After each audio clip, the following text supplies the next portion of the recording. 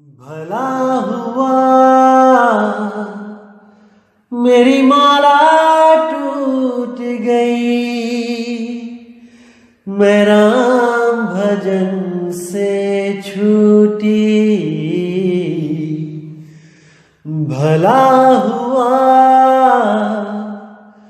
मेरी माला टूट गई, मैं राम भजन से छूटी। मेरे सिर से टली बला, भला हुआ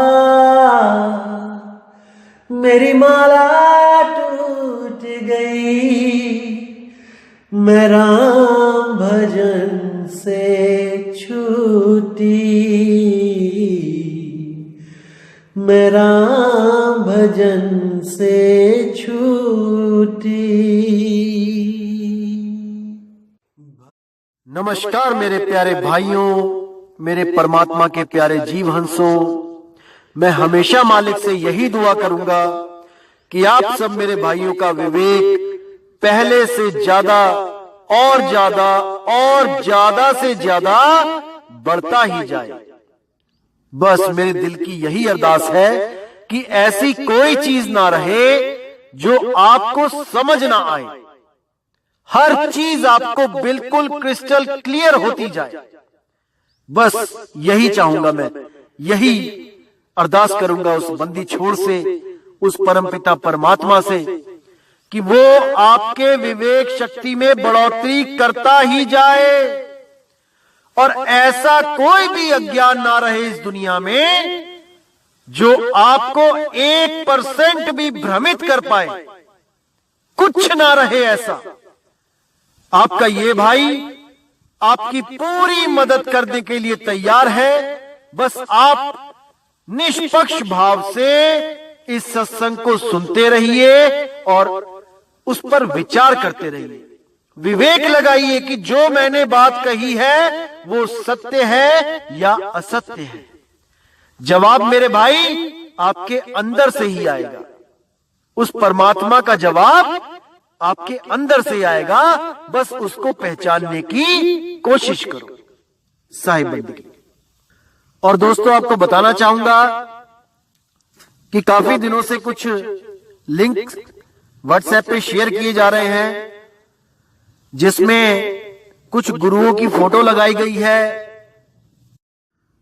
और कुछ भड़काऊ से शब्दों से टाइटल दिया गया है। दोस्तों, ऐसे किसी भी चैनल से हमारा कोई लेना देना नहीं है। आप उनको बिल्कुल ना देखें, बिल्कुल भी ना देखें, क्योंकि वो सत्संग हमारे ही अपलोड कर रहा है और गलत फोटो लगा लगा के दुनिया को भ्रमित कर रहा है। बिल्कुल भी उनका चैनल ना तो सब्सक्राइब करें और जिन्होंने किया है वो अनसब्सक्राइब कर दें। बिना मेरी परमिशन के जो सत्संग अपलोड किए जा रहे हैं ये बिल्कुल गलत बात है। आप ये सब बंद करें। और कोई भी मेरा भाई अगर अपने चैनल पे कोई सत्संग मेरा चलाना चाहता है तो पहले परमिशन लो। प्रचार में योगदान करना है तो बिल्कुल सही तरीके से करो। किसी भी गुरु की फोटो नहीं लगानी है। सब गुरु मेरे बड़े अपनी अपनी ठौर, शब्द विवेकी पारखी सो माथे कमोर। हमने हर गुरु की इज्जत करनी है। हमें किसी भी गुरु से हमारा बैर नहीं है भाई। हर गुरु अपनी अपनी सीमा में अपने अपने शिष्यों को ज्ञान दे रहा है। जहां तक उसकी पहुंच है वो अपने अपने शिष्यों को पहुंचा रहा है। क्या दिक्कत है इसमें? इसलिए मेरे भाई ये जो गलत काम है इसको बंद करो और अगर करना ही है तो सही से करो। जैसे मैं किसी की फोटो नहीं लगाता हूं, आप भी मत लगाएं। साहिब। तो मेरे भाइयों, आज जो हम विषय लेके आए हैं वो विषय बहुत इंपॉर्टेंट है। अगर आपने इसको समझ लिया तो आपको बहुत बहुत बहुत आसानी हो जाएगी इन अधूरे गुरुओं को समझने में। एक पल लगेगा इनको समझने में कि कितनी बुद्धि विवेक इनको परमात्मा ने दिया है जिसके बल पे ये सतगुरु बन बैठे हैं।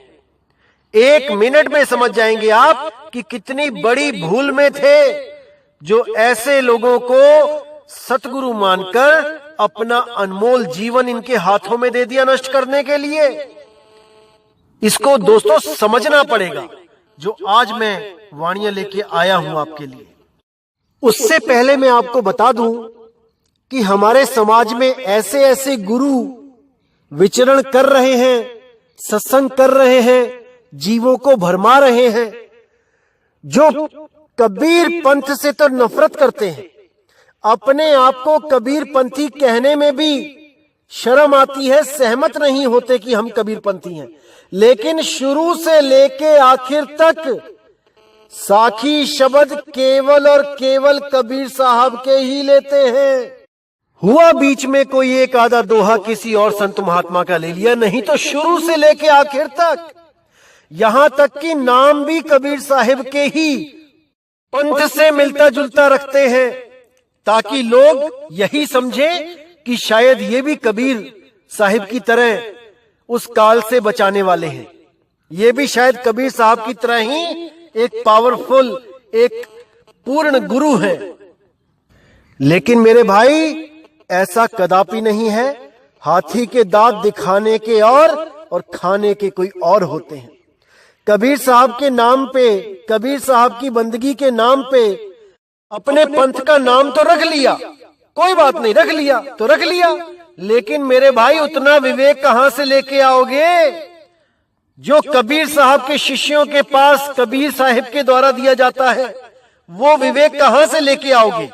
केवल नाम रखने से कोई सतगुरु नहीं हो जाता कि कबीर साहब का मुकाबला करने लग जाओ। कबीर साहब को बोलो कि वो एक भी जीव नहीं ले जा पाए सतलोक तक, बेरंग लिफाफे की तरह आए और बेरंग लिफाफे की तरह चले गए, और आप यहां ट्रक भर भर के ले जाने के लिए आए हो। सुधर जाओ भाई, सुधर जाओ, अभी समय है। जब काल का पंजा आ गया ना सिर पे, कोई बचाने वाला नहीं मिलेगा। सुधर जाओ, संभल जाओ, उस मालिक के नाम से जुड़ जाओ।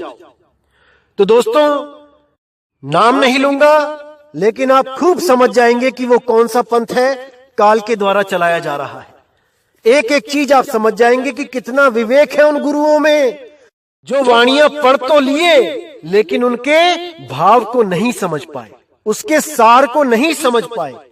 तो दोस्तों, आज वही वाणियां ली जाएंगी और इनके सार शब्द का जो भेद है वो खोला जाएगा कि वो कैसा सार शब्द है जो ये जीवों के कान में देकर उनको उस धू धू शब्द से जोड़ देते हैं।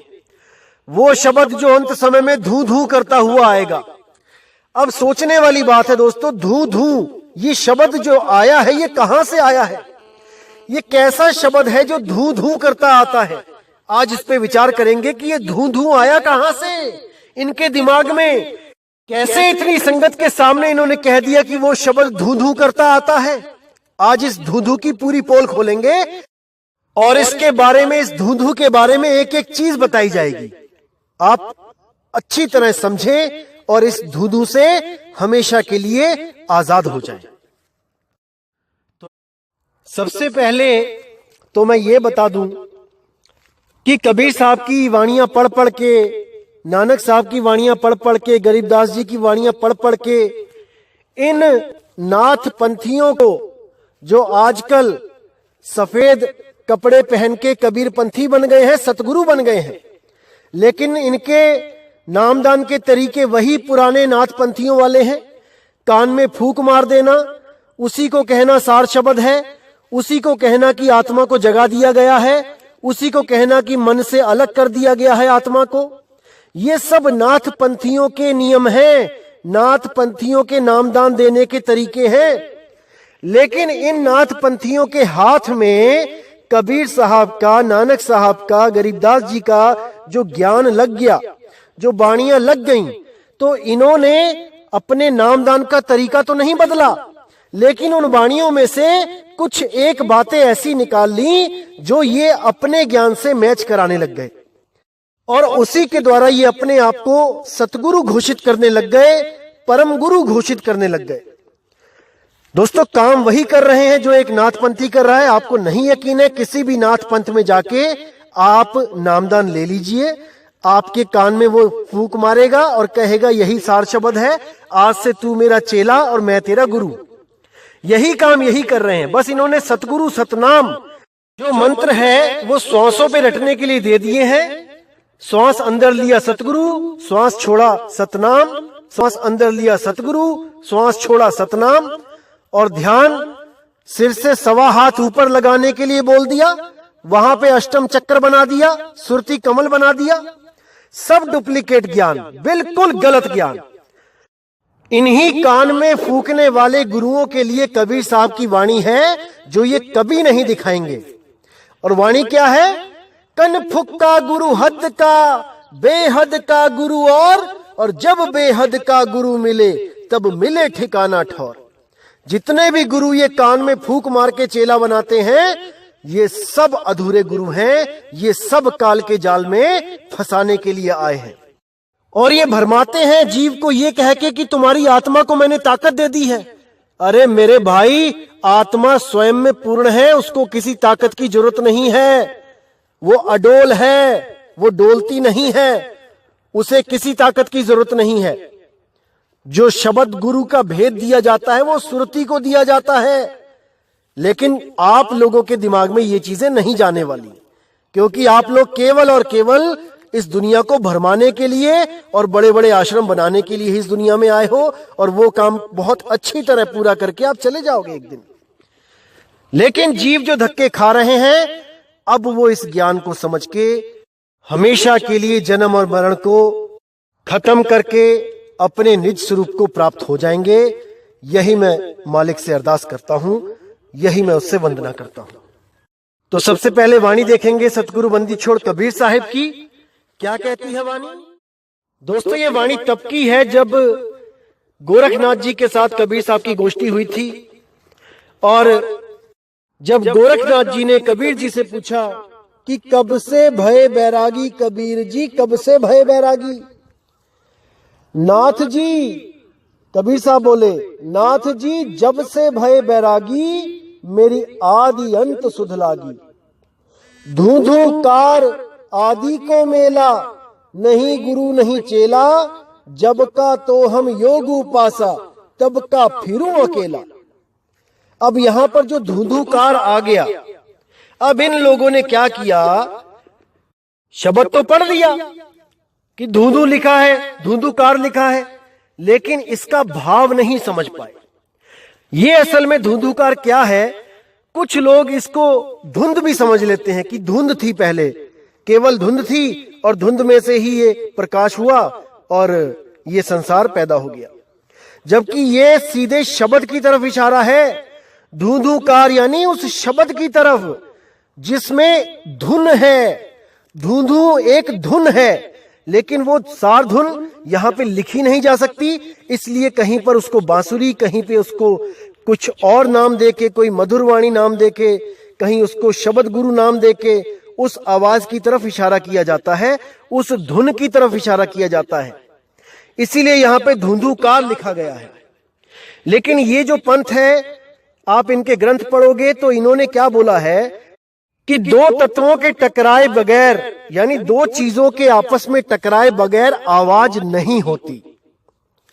यानी कि कहीं पे भी कोई गुरु कहता है कि वो शब्द, वो धुन है, तो ये कहते हैं नहीं, कोई भी धुन है बिना टकराए नहीं होती। और ये साउंडलेस साउंड की बात करते हैं, यानी एक ऐसी आवाज जिसमें कोई आवाज नहीं है। अब हैरानी होती है कि साउंडलेस साउंड, अरे भाई बता तो दो वो कैसी होती है? जब साउंडलेस है तो वो साउंड कैसे होगी? इतना भी नहीं समझ पाए ये लोग। जैसे कोई कहे कि वाटरलेस वाटर, पानी के बिना मुझे पानी पिला दो। अरे भाई वो कैसा पानी है जो बिना पानी के पानी जैसा होगा? हद ही कर दी इन लोगों ने। लेकिन साहिब ने बोला है कि जहां पे अनहद नाद है, जहां पर तत्वों की धुन है, वो तत्वों के टकराने से ही होती है। लेकिन जो आत्मिक धुन है, आत्मा की अपनी नाद है, वो बिना किसी तत्व के निही तत्व नाद है। उसी को धूधूकारा बोला है। जब कोई पवन पानी 5 तत्व नहीं थे तब भी वो धुन थी। उस धुन को जो जानता है वही गुरु आपका सतगुरु है, नहीं तो सब आपको इसी आस में लगा देंगे कि अंत समय में धू धू करता नाम आएगा, धू धू करता हुआ शब्द आएगा। अरे अगर शब्द धू धू करता हुआ आएगा तो तुमने जो कान में डाल दिया है वो क्या है? वो क्या शब्द नहीं है? जो आपने कान में डाला है वो क्या है? अगर कोई और धू धू करता हुआ शब्द आएगा अंत समय में लेने, इतना भी विवेक नहीं लगा पा रहे हैं जीव और अपने आप को इन काल दूतों के सपुर्द कर बैठे हैं। कोई इनसे पूछने वाला हो, जब सारी आवाजें तत्वों के टकराने से ही होती हैं, तो ये धू धू की आवाज बिना तत्वों के टकराए कैसे हो सकती है? कोई पूछने वाला नहीं है। अंधी भेड़ की तरह सब एक के पीछे एक चलते हुए खाई में गिरते जा रहे हैं, लेकिन कोई नहीं समझ पा रहा है कि हमारा नुकसान कहां पे हो रहा है। विवेक लगाने को तैयार नहीं है, और कोई अगर दे तो उससे दुश्मनी मोल लेने को तैयार है, उनको गालियां देने को तैयार है, लेकिन विवेक लगाने को कोई तैयार नहीं है, क्योंकि अभी अपने जीवन की कीमत नहीं पता कर पाए हैं। जिस दिन इस जीवन की कीमत पता लग जाएगी, उस दिन यही लोग अपने ही गुरुओं के खिलाफ खड़े हो जाएंगे, क्योंकि उनको पता लग जाएगा ये गुरु मेरा बेड़ा पार करने नहीं, ये मेरा बेड़ा गर्क करने आया है। लेकिन ये तभी होगा जब विवेक जागेगा परमात्मा की दया से। तो साहिब कहते हैं, धुंधुकार आदि को मेला, नहीं गुरु नहीं था चेला, जब का तो हम योग उपासा, तब का फिरूं अकेला। धरती नहीं जद की टोपी दीना, ब्रह्मा नहीं जद का टीका, शिव शंकर से योगी ना थे, जद का झोली शिक्का। द्वापर को हम करी फावड़ी, त्रेता को हम दंडा, सतयुग मेरी फिरी दुहाई, कलयुग फिरो नौखंडा। गुरु के वचन साध की संगत, अजर अमर घर पाया, कहे कबीर सुनो हो गोरख, मैं सबको तत्व लखाया। वो मैं ही हूं जो सबको आत्म तत्व लखाने इस दुनिया में आता हूं, नहीं तो सब के सब इन्हीं श्वासों में उलझे हैं, इन्हीं श्वासों में, इन्हीं पांच तत्वों में, इन्हीं अनहद नादों में, इन्हीं अजपा जाप में सब उलझे हैं। ये तो केवल मैं हूं जो तत्व लखाने समय समय पर इस दुनिया में आता रहता हूं, नहीं तो इस दुनिया में कोई नहीं है जो आत्मज्ञान करा सके। बातें तो सब कर सकते हैं, ग्रंथ सब भर सकते हैं आत्मज्ञान के ऊपर, लेकिन आत्मज्ञान का अनुभव नहीं कर सकते, क्योंकि वो गुप्त भेद उसको नहीं पता लग सकता जो एक बार भी गर्भ जून से बाहर आ गया।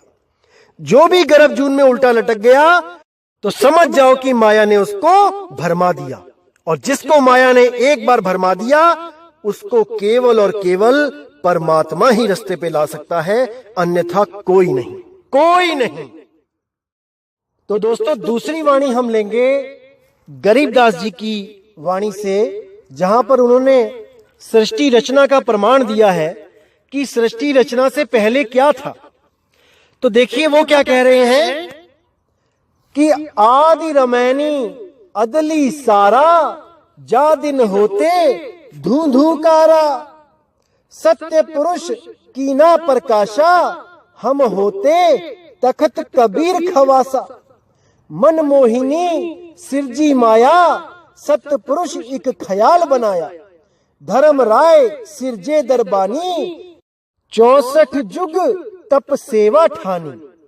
अब यहां पर गरीबदास जी महाराज ने साफ लिख दिया कि आदि रमैनी अदली सारा, जादिन होते धुंधुकारा।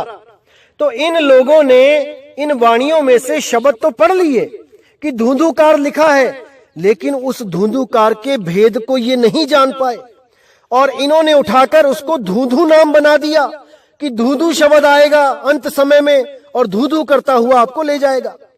और सभी के सभी उस धूधू के चक्कर में मूर्ख बने बैठे हैं, इंतजार कर रहे हैं कि वो धूधू करता हुआ आएगा और हमें लेके जाएगा।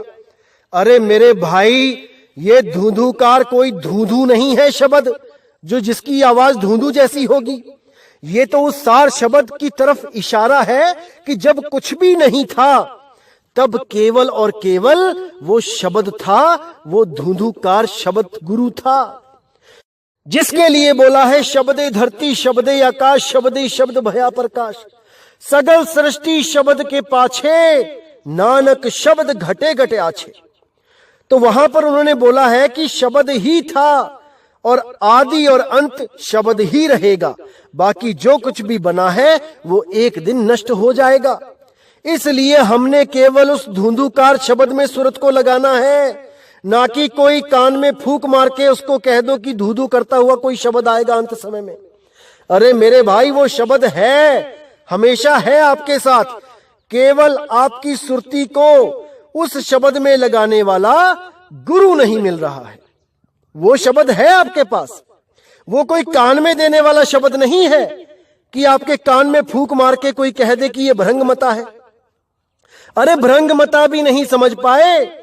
भृंगमता का मतलब होता है कि जब कोई भृंगी दूसरे कीटों के बच्चों को अपनी आवाज सुनाकर उनकी आवाज को भुलवा देता है और वो बच्चे भी केवल उसी भृंगी की तरह बोलने लग जाते हैं।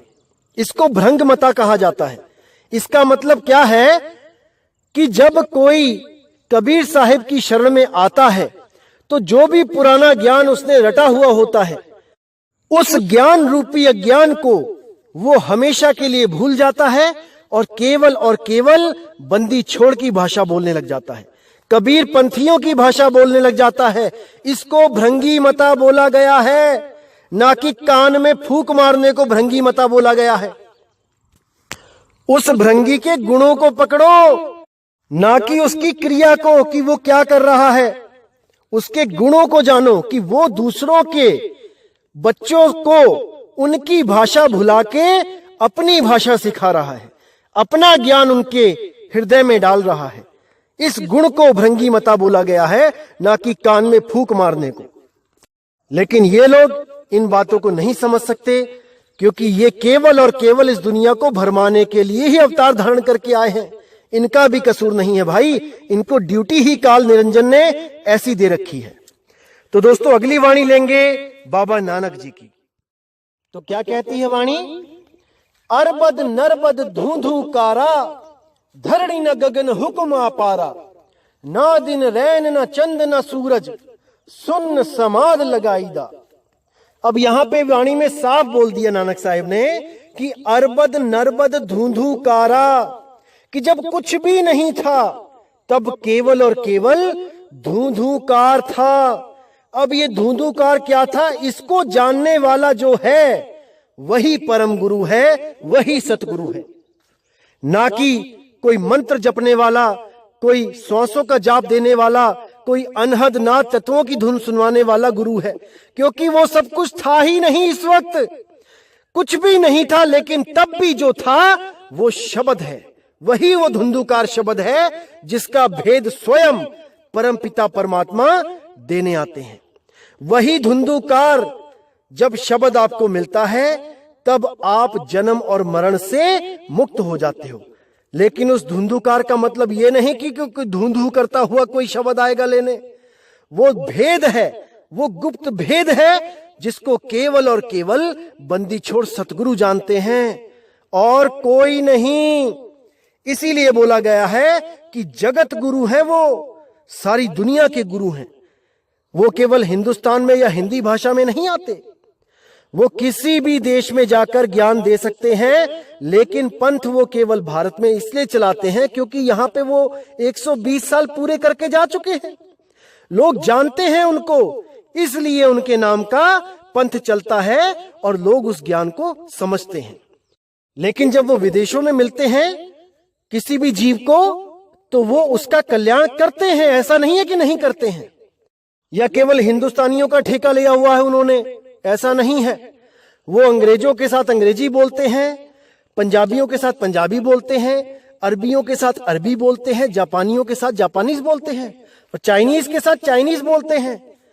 कोई भाषा उनसे जुदा नहीं है, क्योंकि वो स्वयं कहते हैं हम हैं शब्द शब्द हम माही और हमसे भिन्न और कछु नाही।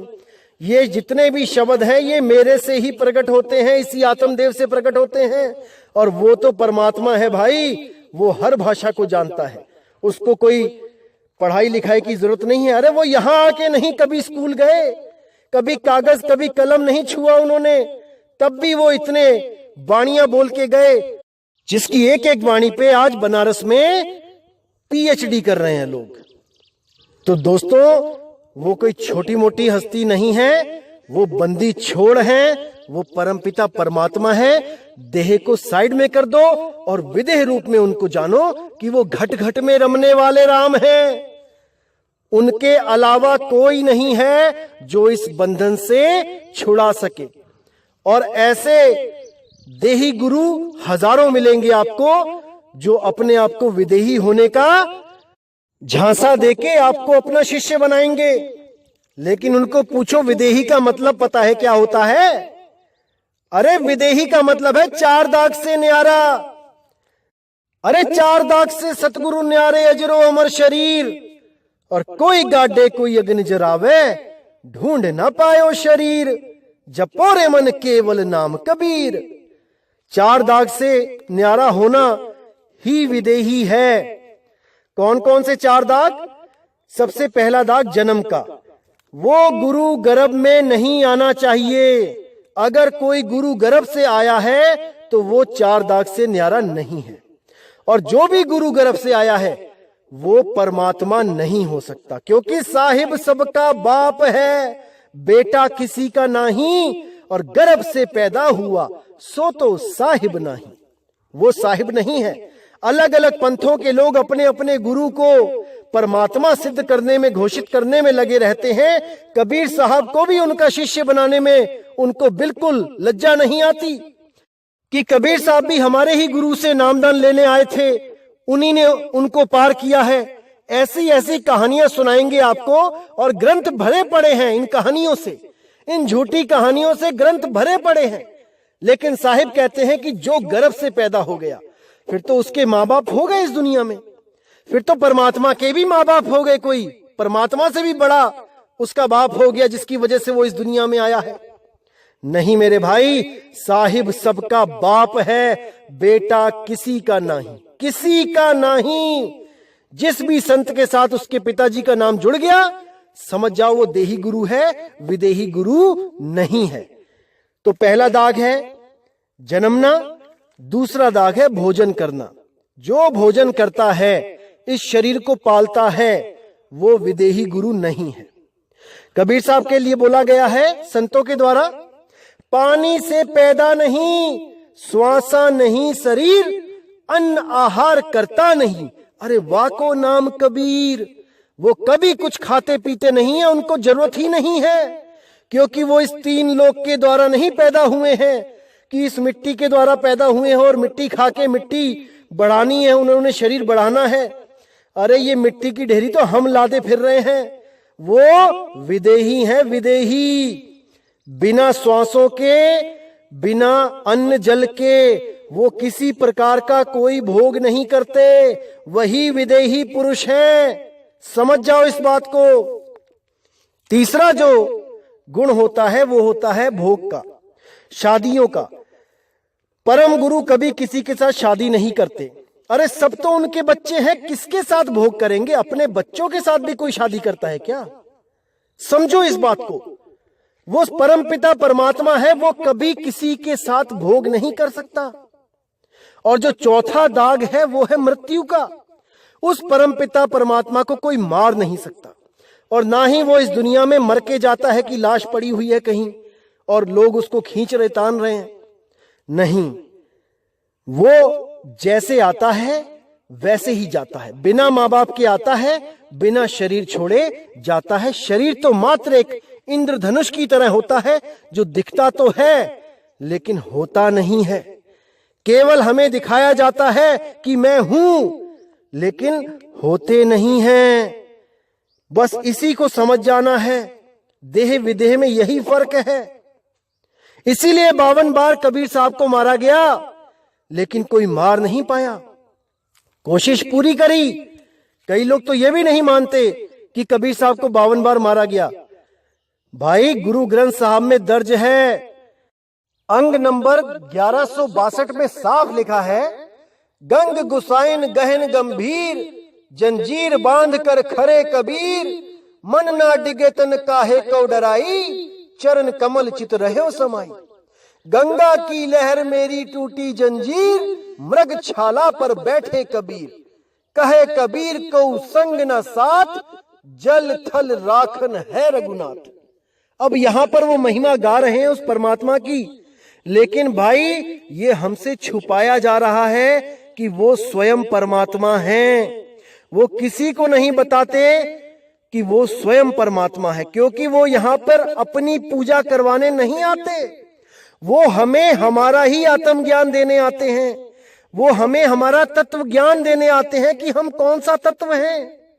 हम ये 5 तत्व हैं या हम इन 5 तत्वों से न्यारा वो आत्म स्वरूप, वो नी तत्व है, नी अक्षर है। इसी को समझाने के लिए वो बार बार इस दुनिया में आते हैं और हमें समझाकर अपने निज स्वरूप को प्राप्त करने में मदद करते हैं। इसीलिए हम उनको बंदी छोड़ कहते हैं। हमारे बंधनों को तोड़ने वाले, बंधनों से छुड़ाने वाले केवल वही एक पुरुष हैं, एक हमारे साथी हैं। नहीं तो मेरे भाई हर आदमी यहां फंसाने वाला ही मिलेगा।